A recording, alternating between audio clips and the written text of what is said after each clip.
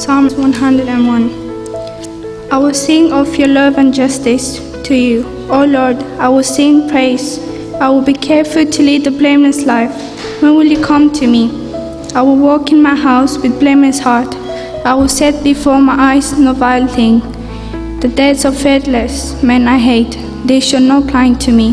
Men of perverse heart shall be far from me. I will have nothing to do with evil. Whoever slanders his neighbor in secret, him will I put to silence. Whoever has haughty eyes and a proud heart, him will I not endure.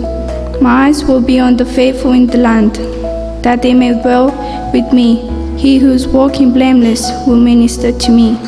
No one who prays deceit will dwell in my house. No one who speaks falsely will stand in my presence. Every morning I will put to silence all the wicked in the land. I will cut off every evildoer from the city of the Lord. Amen.